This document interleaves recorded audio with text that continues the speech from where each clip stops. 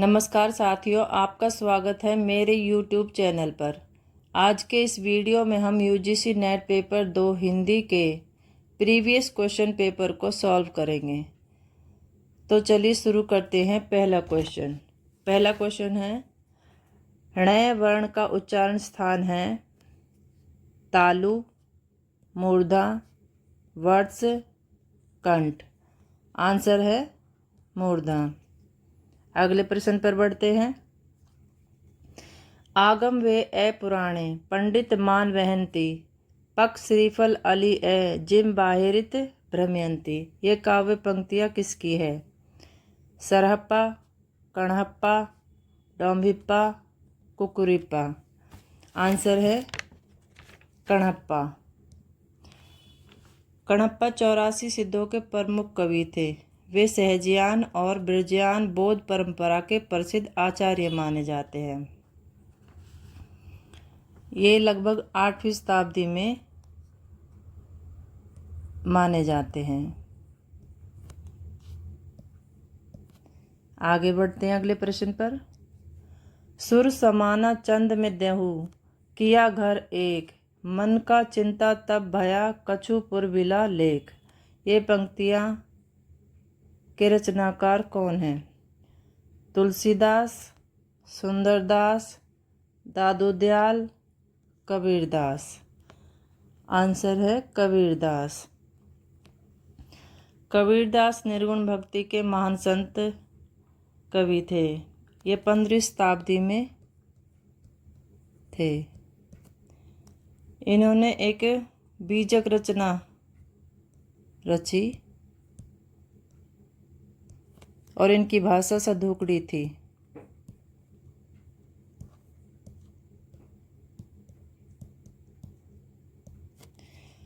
अगले प्रश्न पर बढ़ते हैं।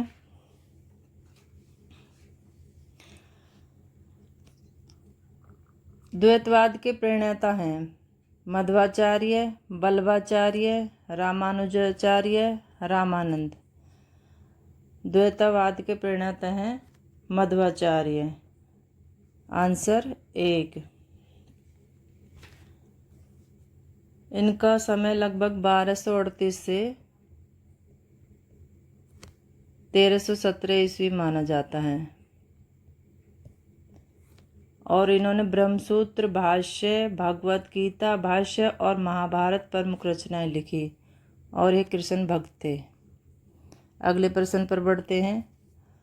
रोज तुल हकायक के रचयिता हैं शेख नबी, कासिम शाह, नूर मोहम्मद, उस्मान। आंसर है नूर मोहम्मद।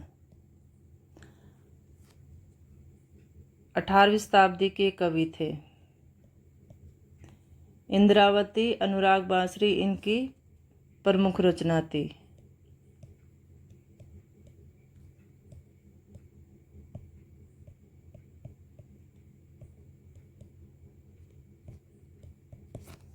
आगे बढ़ते हैं अगले प्रश्न पर। इनमें से किस कवि ने प्रबंधात्मक और वीर काव्य की भी रचना की? ग्वाल सिंह, राम सहाय दास, पद्माकर भट्ट, सम्मन। आंसर पद्माकर भट्ट। पद्माकर भट्ट रीतिकाल के अंतिम कवि माने जाते हैं। रीतिकाल के कवि माने जाते हैं। इनका समय लगभग 1753 से 1833 तक माना जाता है। इनके प्रमुख रचनाएं विरुदावली, पद्मभरण, गंगा लहरी प्रमुख है। आगे बढ़ते हैं अगले प्रश्न पर। इनमें से किस कवि ने सतसई की रचना नहीं की? रसनिधि, वृंद, भूपति, बेनी परवीन। आंसर है बेनी परवीन। बेनी परवीन रीतिकाल के कवि थे।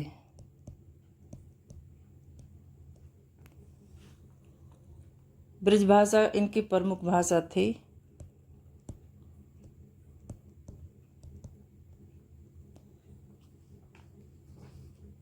आगे बढ़ते हैं अगले प्रश्न पर।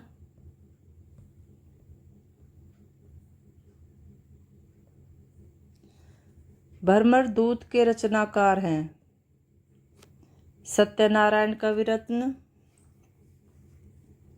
लाला भगवान दीन, जगन्नाथ दास रत्नाकर, राय देवी प्रसाद पूर्ण। आंसर है सत्यनारायण कविरत्न। इनकी रचना लगभग 1910 में हुई थी।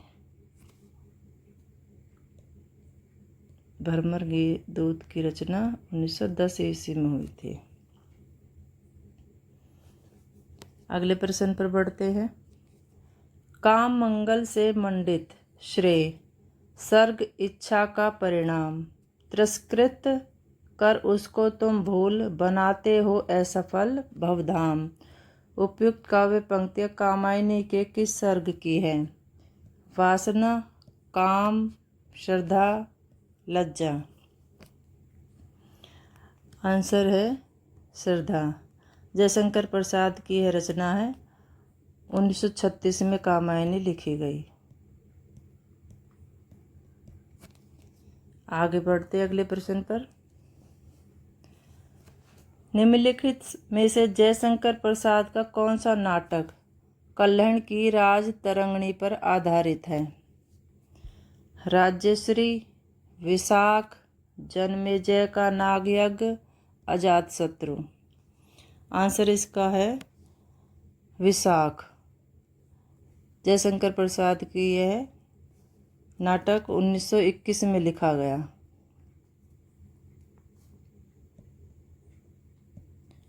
और राज तरंगिणी कल्हण ने 1148 में से लेकर 1149 ईस्वी में इसको रचा था। इसकी भाषा संस्कृत है और यह कश्मीर के राजाओं के इतिहास के बारे में इसमें लिखा हुआ है। कश्मीर के राजाओं के बारे में, राजाओं का इतिहास है इसमें। अगले प्रश्न पर बढ़ते हैं।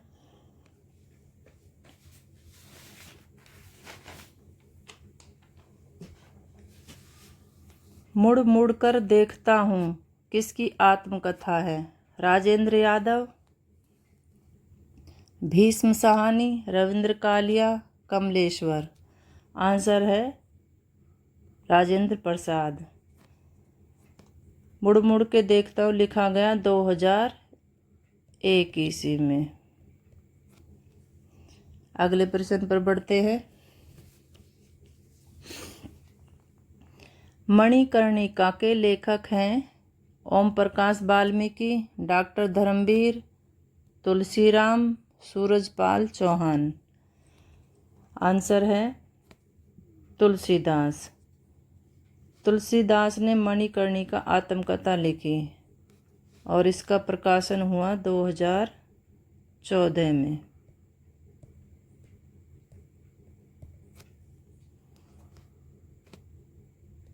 आगे बढ़ते हैं अगले प्रश्न पर। महाकाल उपन्यास के लेखक हैं अमृत राय,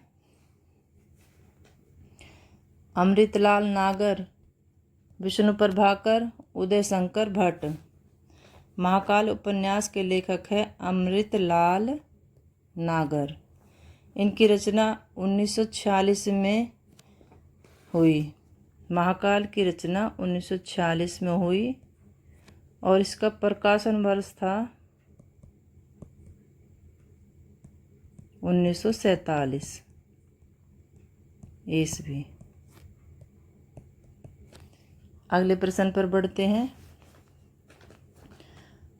कामरेड का कोट कहानी के लेखक हैं विनोद कुमार शुक्ल, अखिलेश, ज्ञानरंजन, सृंजय।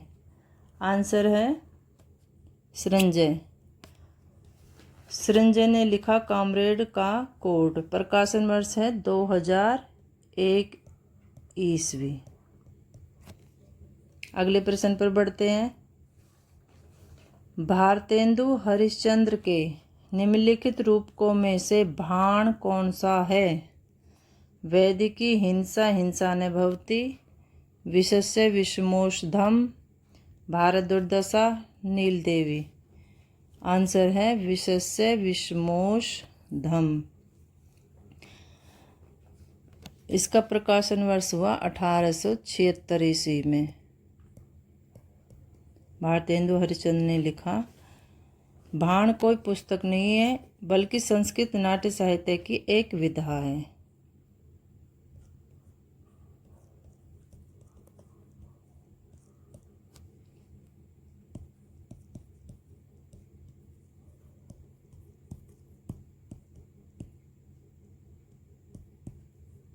अगले प्रश्न पर बढ़ते हैं।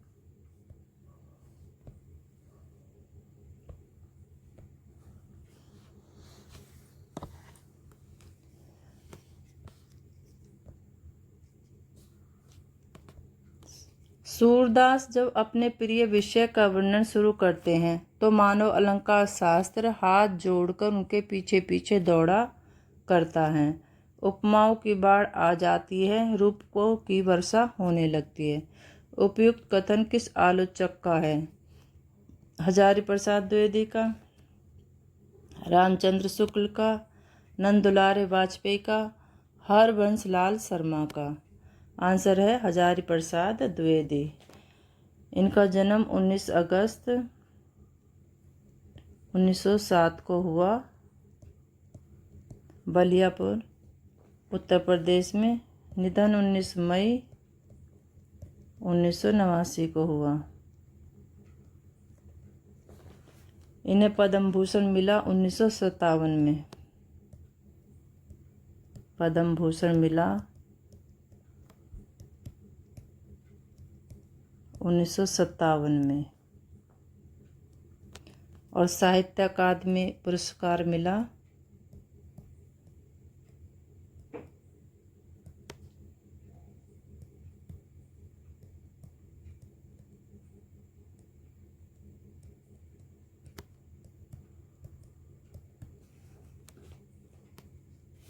1953 में।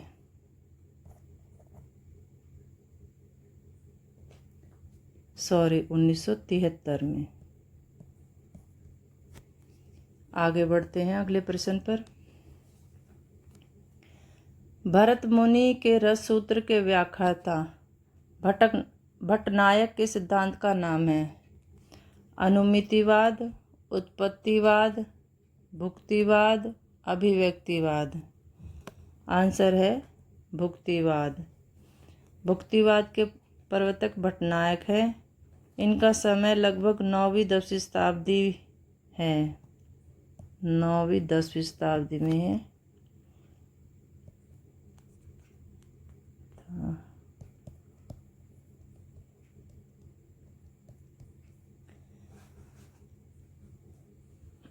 आगे बढ़ते हैं अगले प्रश्न पर। वक्रोक्ति सिद्धांत के प्रवर्तक आचार्य हैं? कुंतक, विश्वनाथ, भामह, आनंदवर्धन। आंसर है कुंतक। कुंतक वक्रोक्ति सिद्धांत के आचार्य हैं। इनकी रचना 10वीं शताब्दी में हुई।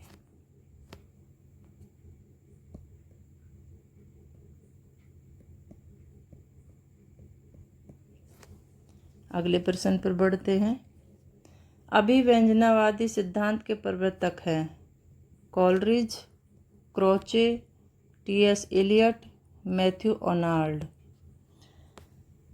आंसर है क्रोचे। अभिव्यंजनावादी सिद्धांत के प्रवर्तक बेडोटे क्रोचे हैं। इनका जन्म 1866 में हुआ और मृत्यु हुई 1952 ईस्वी में। यह इटली देश के थे। इटली देश के थे। अभिव्यंजनावाद ध्वनि सिद्धांत आनंदवर्धन ने रचना की लगभग 875 ईस्वी 9वीं शताब्दी में। ये हमारे देश के हैं अभिव्यंजनावाद और ये इटली के हैं। आगे बढ़ते हैं। प्रेमचंद और उनका युग के लेखक हैं हंसराज रहबर, इंद्रनाथ मदान, नंदुलारे वाजपेयी, रामविलास शर्मा। आंसर है रामविलास शर्मा। इनका प्रकाशन वर्ष है 1952। प्रेमचंद और उनका युग लिखा गया 1952 ईस्वी में। अगले प्रश्न पर बढ़ते हैं। रचना काल की दृष्टि से निम्नलिखित कवियों का सही अनुक्रम लगाना है। आंसर है 3। स्वयंभू, पुष्पदत्त, अधैमाण, हेमचंद्र। स्वयंभू के प्रथम महाकवि थे स्वयंभू, अपभ्रंश के थे ये महाकवि, और इन्होंने पौमचर्य की रचना की और साहित्य के प्रमुख कवि थे। इनका समय लगभग 8वीं-9वीं शताब्दी माना जाता है। 8वीं-9वीं शताब्दी।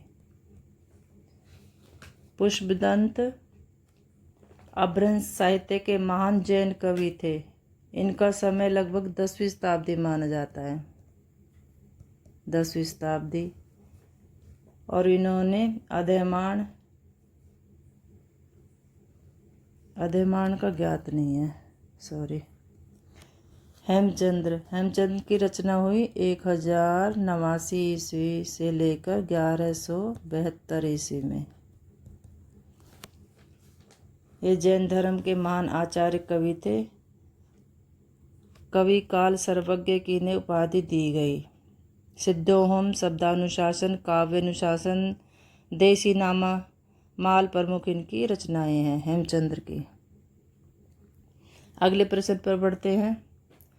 जन्म काल के अनुसार निम्नलिखित कवियों का सही अनुक्रम है। आंसर है 1। बिहारी, देव, भिकारीदास, पद्माकर। बिहारी का जन्म के अनुसार लगाना है 1595 ईस्वी में हुआ। मृत्यु 1663 में हुई। इन्होंने बिहारी सतसई की प्रमुख रचना की थी, जिसमें 700 दोहे थे। देव का पूरा नाम देवदत्त है। जन्म है 1673 ईस्वी। इनकी मृत्यु 1767 में हुई। भावविलास, काव्य रसायन, रस विलास, भवानी विलास प्रमुख रचनाएं हैं।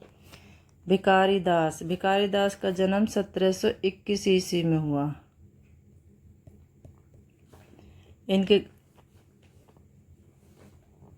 काव्य निर्णय प्रमुख रचनाएं रीतिकाल के कवि हैं। पद्माकर भट्ट का जन्म हुआ 1753 ईस्वी में।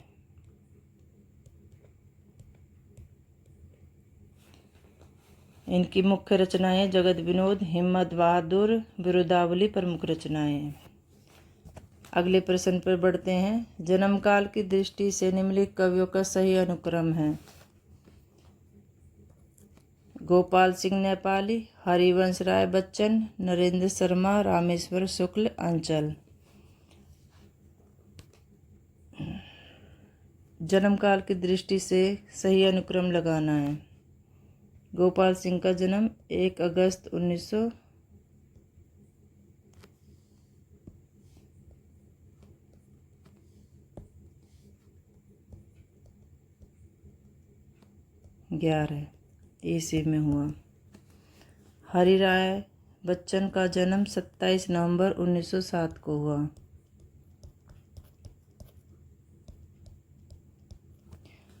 नरेंद्र शर्मा का जन्म 28 फरवरी 1913 को हुआ।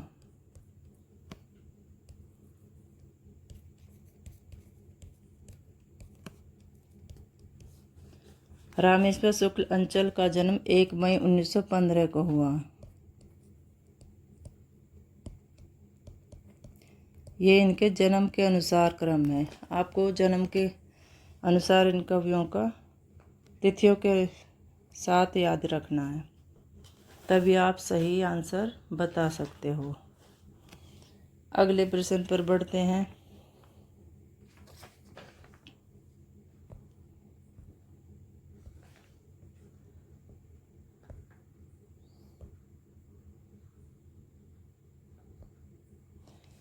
मैथिली शरण गुप्त की निम्नलिखित काव्य कृतियों का सही अनुक्रम बताना है।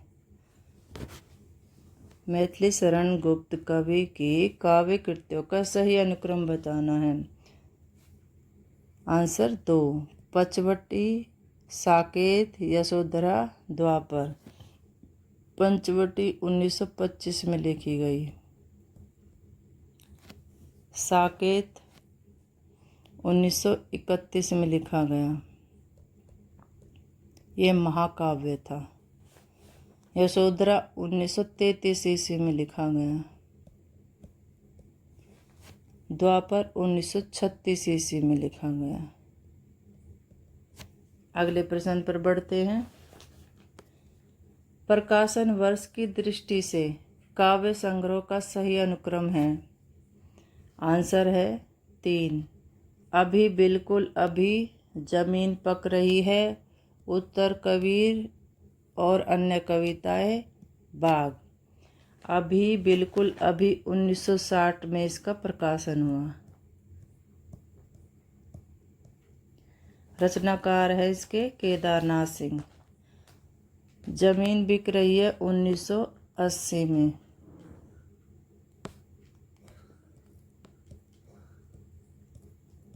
प्रकाशन हुआ इसका।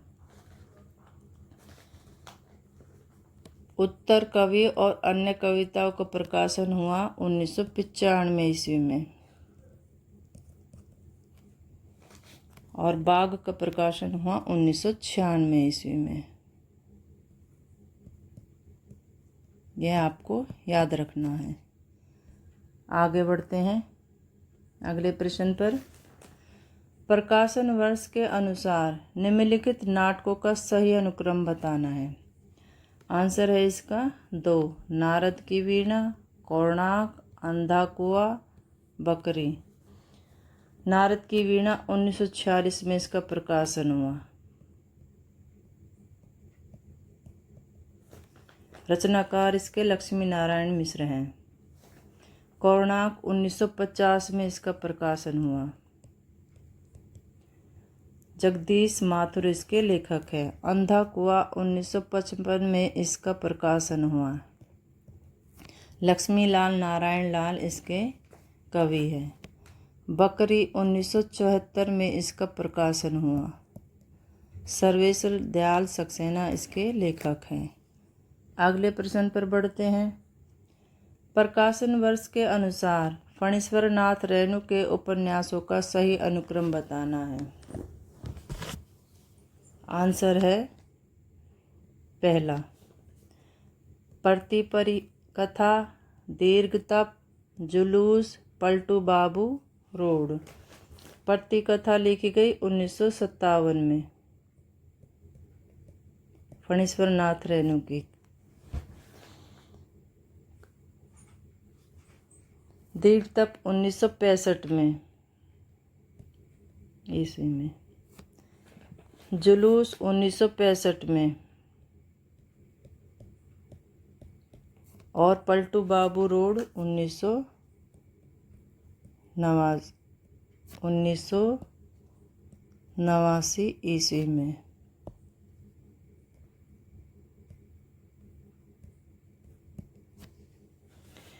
आगे बढ़ते हैं अगले प्रश्न पर। रमेश चंद्र साहा के उपन्यासों का सही अनुक्रम है। आंसर है 4, गोबर गणेश, किस्सा गुलाम, पूर्वापर, विनायक। गोबर गणेश की रचना हुई 1978 में।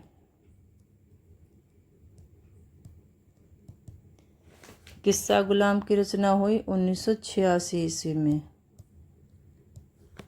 पूर्वापर की रचना हुई 1990 ईस्वी में। विनायक की रचना हुई 1989 ईस्वी में। आगे बढ़ते हैं अगले प्रश्न पर। प्रकाशन वर्ष के अनुसार उषा प्रेमवदा के उपन्यासों का सही अनुक्रम है। आंसर है 3, 55 खंबे लाल दीवारें, रुकोगी नहीं राधिका, शेष यात्रा, अंतवर्षी। 55 खंबे लाल दीवारें लिखा गया, प्रकाशन हुआ इसका 1961 ईस्वी में। रुकोगी नहीं राधिका, इसका प्रकाशन हुआ 1967 ईस्वी में। शेष यात्रा का प्रकाशन हुआ 1984 ईस्वी में। अंतर्वर्षी का प्रकाशन हुआ 2000 ईस्वी में। अगले प्रश्न पर बढ़ते हैं।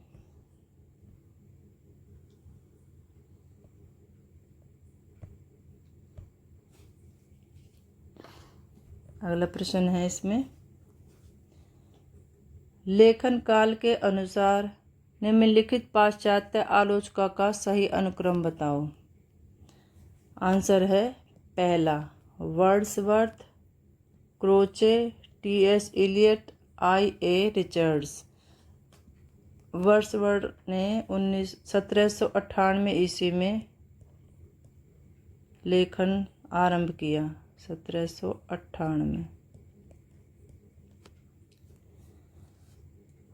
क्रोचे ने 1902 में।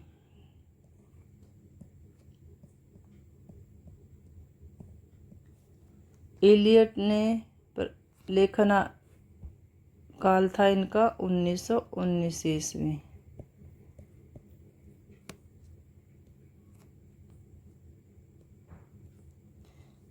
I.A. रिचर्ड का प्रकाशन काल था, लेखन काल था 1923 ईस्वी। अगले प्रश्न पर बढ़ते हैं।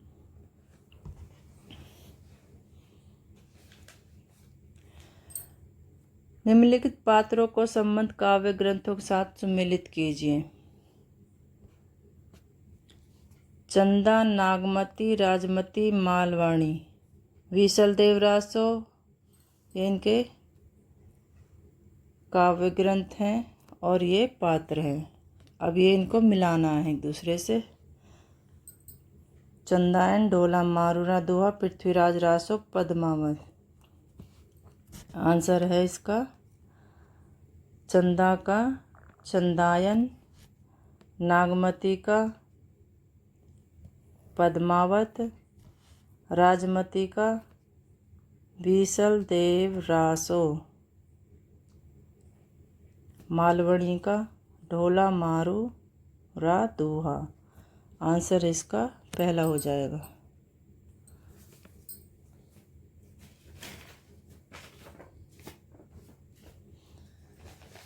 अगले प्रश्न पर बढ़ते हैं।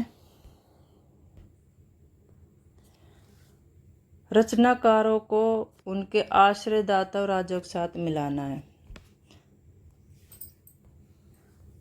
चंद्रबरदाई, पृथ्वीराज रासो,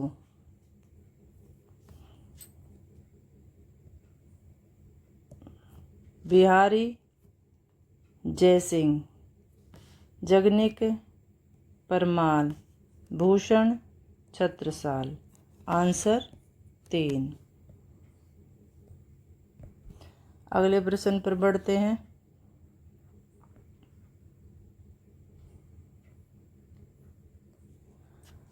निम्नलिखित काव्य कृतियों को उनके कवियों के साथ मिलाना है।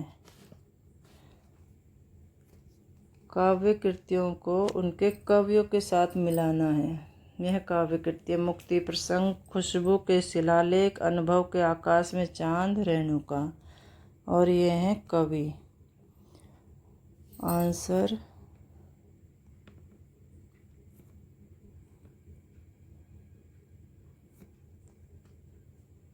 मुक्ति प्रसंग, रामधारी सिंह मुक्ति प्रसंग है इसका राजकमल चौधरी। खुशबू के शिलालेख भवानी प्रसाद मिश्र। अनुभव के आकाश में चांद लीलाधर जगोड़ी। रेणुका रामधारी सिंह दिनकर। आंसर 2। अगले प्रश्न पर बढ़ते हैं। काव्य कृतियों को उनके कवियों के साथ मिलाना है।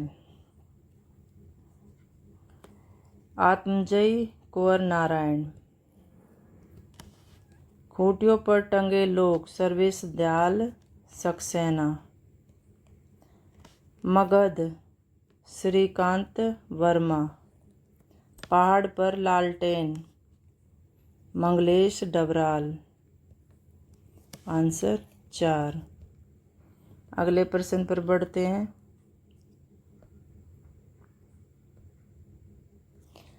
काव्य पंक्तियों को उनके रचनाकारों के साथ मिलाना है। पराधीन रहकर अपना सुख शोक न कह सकता, वह अपमान जगत में केवल पशु ही सह सकता है।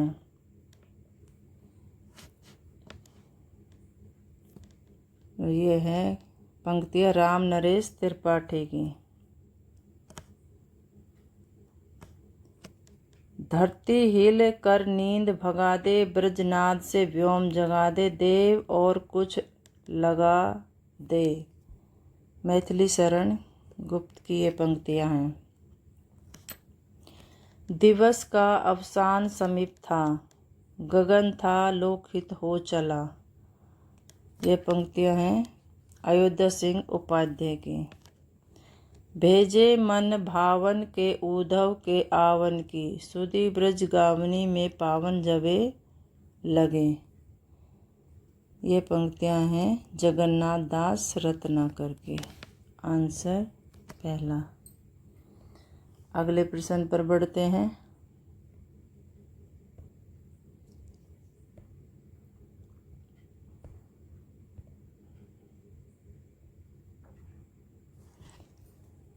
जयशंकर प्रसाद के नाट्य गीतों को उनके नाटकों के साथ मिलाना है। आहा वेदना मिली विदाई, मैंने ब्रह्मस जीवन संचित, मधुकरियों की भीख लुटाई। स्कंदगुप्त। यौवन तेरी चंचल छाया, इसमें बैठ घूंट पर पीले जो रस्तु है लाया। ध्रुव स्वामिनी। कैसी कड़ी रूप की ज्वाला, पड़ता है पतंग सा इसमें मन होकर मतवाला। चंद्रगुप्त। स्वर्ग है नहीं दूसरा और सज्जन हृदय परम करुणामयी है, करुणामयी यही एक है ठौर। अजातशत्रु। आंसर 3। अगले प्रश्न पर बढ़ते हैं। निबंध संग्रह को उनके लेखकों के साथ मिलाना है। आस्था और सौंदर्य रामविलास शर्मा। अपनी अपनी बीमारी हरिशंकर परसाई। कला का जोखिम निर्मल वर्मा। तमाल के झरोके से विद्यानिवास मिश्र। आंसर 2। अगले प्रश्न पर बढ़ते हैं। निम्नलिखित उपन्यासों को उनमें चित्रित गांवों के साथ सम्मिलित करना है। राग दरबारी।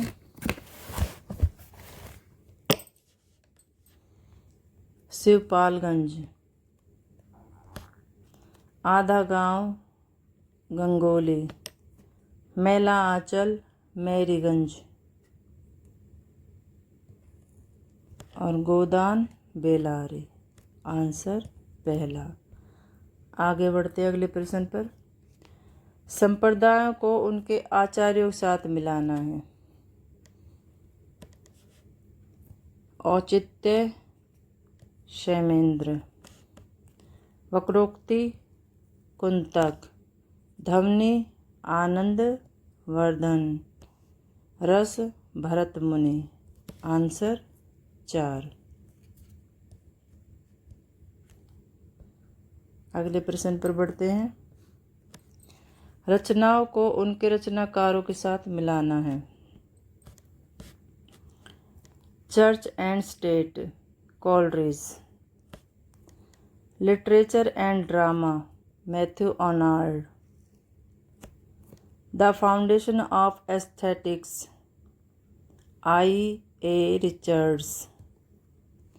Hours Poetica Horace. आंसर 2। अगले प्रश्न पर बढ़ते हैं।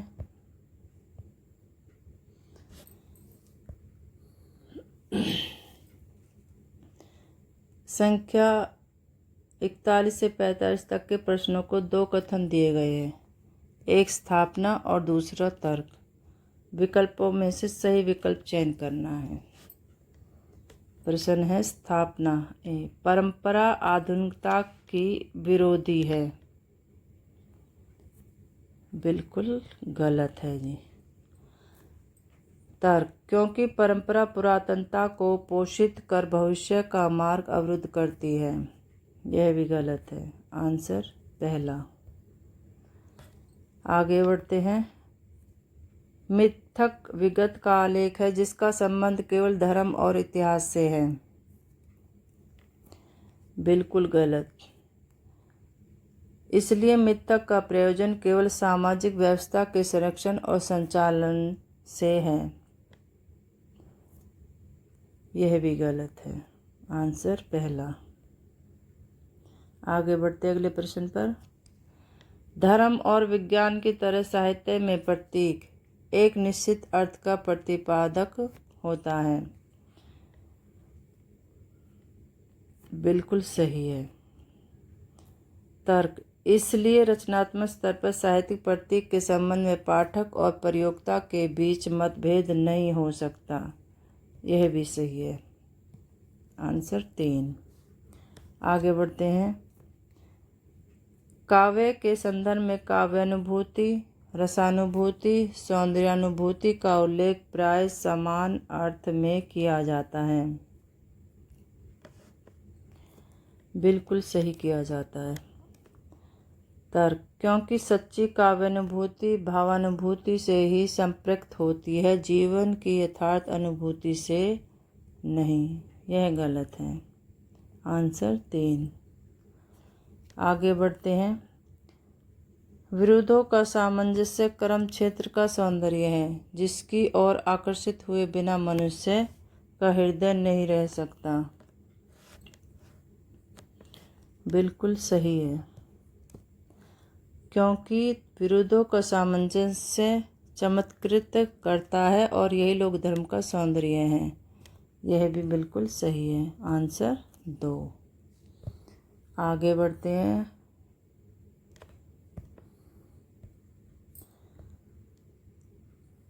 अब ये पैराग्राफ दिया हुआ, अब हम इसे ध्यानपूर्वक पढ़ेंगे और इसमें से आंसर छाटेंगे। ये 46 से 50 तक के 5 क्वेश्चन होंगे इसमें। श्रद्धा द्वारा हम दूसरे के महत्व के किसी अंश के अधिकारी नहीं हो सकते, पर भक्ति द्वारा हो सकते हैं। श्रद्धालु महत्व को स्वीकार करता है पर भक्त महत्व की ओर अग्रसर होता है। श्रद्धालु अपने जीवन क्रम को ज्यों का त्यों छोड़ता है पर भक्त उनकी काट छांट में लग जाता है। अपने आचरण द्वारा दूसरों की भक्ति के अधिकारी होकर ही संसार के बड़े बड़े महात्मा समाज के कल्याण साधन में समर्थ हुए। गुरु गोविंद सिंह को यदि केवल दंडवत करने वाले और गद्दी पर भेंट चढ़ाने वाले श्रद्धालु ही मिलते तो दिन रात साथ रहने वाले अपने सारे जीवन को अर्पित करने वाले भगत न मिलते तो वे अन्याय दमन में कभी समर्थ न होते। इससे भक्ति के सामाजिक महत्व को, इसकी लोकहित कारिणी शक्ति को स्वीकार करने में किसी को आगा पीछा नहीं हो सकता। सामाजिक महत्व के लिए आवश्यक है कि या तो आकर्षित करो या आकर्षित हो। जैसे इस आकर्षण विधान के बिना अणुओं द्वारा व्यक्त पिंडों का आविर्भाव नहीं हो सकता, वैसे ही मानव जीवन की विशद अभिव्यक्ति भी नहीं हो सकती। अब हम इसके प्रश्न करेंगे। आपको एग्ज़ाम में यह है एक बार ही बड़ी मुश्किल से टाइम मिलेगा पढ़ने का, लेकिन इसको बड़े ध्यान से पढ़ना, तभी आप इसके आंसर आराम से दे सकते हो। पहला प्रश्न है, हम दूसरे के महत्व के अधिकारी कैसे हो सकते हैं? श्रद्धा द्वारा, आचरण द्वारा, आस्था द्वारा, भक्ति द्वारा। आंसर है भक्ति द्वारा। महात्मा अन्याय का दमन करने में कैसे समर्थ होते हैं? लोक कल्याण साधना में सब कुछ समर्पित करने वाले भक्तों के सहयोग से, भेंट चढ़ाने वाले भक्तों की दक्षिणा से, श्रद्धालुओं के सहयोग से, दंडवत करने वाले भक्तों के सहयोग से। आंसर है पहला। महात्मा अन्याय का दमन करने में, लोक कल्याण साधना में सब कुछ समर्पित करने वाले भक्तों के सहयोग से होते हैं। अगला प्रश्न है, समाज कल्याण संभव हो पाता है क्यों? यदि अपना आचरण ठीक ठाक होता है, दूसरों का आचरण ठीक होता है, ऐसा आचरण हो कि दूसरे आपके प्रति भक्ति रखें, दिन रात काम करते रहें। आंसर 3, ऐसा आचरण हो कि दूसरे आपके प्रति भक्ति रखें। भक्ति के सामाजिक महत्व का अभिप्राय है, लोकहितकारिणी शक्ति को अस्वीकार करना, समाज के प्रति आकर्षित होना, भक्ति को सर्वोपरि मानना, लोकहितकारिणी शक्ति को स्वीकार करना। आंसर है 4, लोकहितकारिणी शक्ति को स्वीकार करना। मानव जीवन की सार्थक और व्यापक अभिव्यक्ति के लिए आवश्यक है। आकर्षण विधान, सामाजिक लगाव, पिंडों का आविर्भाव, अणुओं का अस्तित्व। आंसर 1, आकर्षण विधान। यह हमारे 50 क्वेश्चन पूर्ण हो चुके हैं। धन्यवाद।